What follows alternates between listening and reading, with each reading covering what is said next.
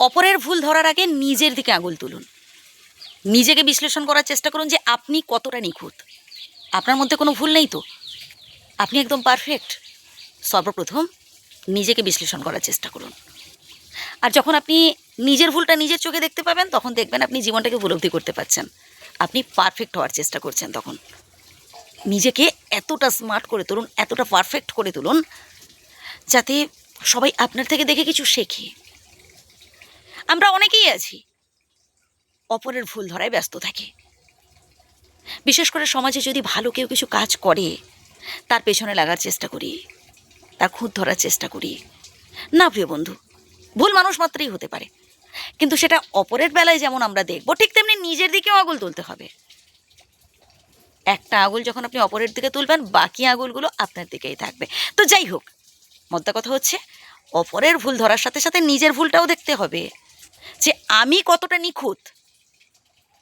আমি অপরকে বলবো তখনই যখন আমি নিজের থেকে একদম পারফেক্ট হতে পেরেছি, নিজের থেকে একদম নিখুঁত হতে পেরেছি। তখনই অপরকে গলায় জড়িয়ে যে তুই কেন ভুল করেছিস। সবসময় সৎ পথে আমাদের চলতে হবে, ভালো কিছু কাজ করতে হবে, এবং মনে রাখতে হবে আমার কোনো ব্যবহারে যাতে অপরে কষ্ট না পায়।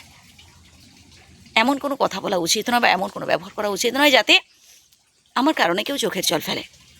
এই পৃথিবীতে আপনি সবাইকে ঠকাতেই পারেন, সবার চোখের আড়ালে খারাপ বলা অনেক কিছু করতেই পারেন, কিন্তু একটা সময় আপনাকে এর ফল ভোগ করতে হবে।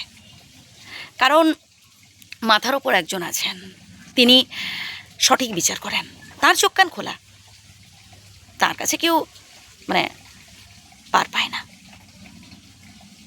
আপনি আজ যাই করুন না কেন, একটা সময়ের ফল আপনাকে ভোগ করতেই হবে। তাই এখনও সময় আছে। আমরা যে কদিন বাঁচবো, বা যে কদিন আমরা বেঁচে আছি, ভাই, যদি আনন্দে সবার সাথে সৎভাবে দিন যাপন করার চেষ্টা করি, কেউ কারোর সাথে হিংসে না করে, কেউ কাউকে না ঠকিয়ে, যদি সবাই আনন্দে বেঁচে থাকি, জীবনটাকে উপলব্ধি করার চেষ্টা করি, তাহলেই দেখবেন এই পৃথিবীটাই খুব সুন্দর হয়ে উঠবে। শুধু নিজে কারি কারি টাকা রোজগার করব, নিজের ভালোটাই দেখব, এমনটা করলে হয় না ভাই। নিজের ভালো তো অবশ্যই দেখব, তার সাথে সাথে যারা গরিব, যারা দুস্থ মানুষ, তাদের প্রতিও কিছু দায় দায়িত্ব রয়েছে ভাই, আমাদের প্রত্যেকেরই। 10টা টাকা উপার্জন করেও তার মধ্য থেকে আপনি অপরকে 2 টাকা দান করতে পারেন। আবার অনেকে দেখবেন অনেক প্রচুর, তার কোনো অভাব নেই, তবুও দেখবেন যখন কেউ সাহায্য চাইতে আসে, সে অন্যদিকে মুখ ফিরিয়ে নেয়, বা এমন অনেক কথা বলে, তো শক্তি সামর্থ্য আছে, তুই খেটে কাজ করতে পারছিস না। না প্রিয় বন্ধু, কেউ যখন হাত পাতবে এসে সামনে, বা কেউ সাহায্যের জন্য আসবে, তাকে শূন্য হাতে ফেরাবেন না। ভালো থাকবেন।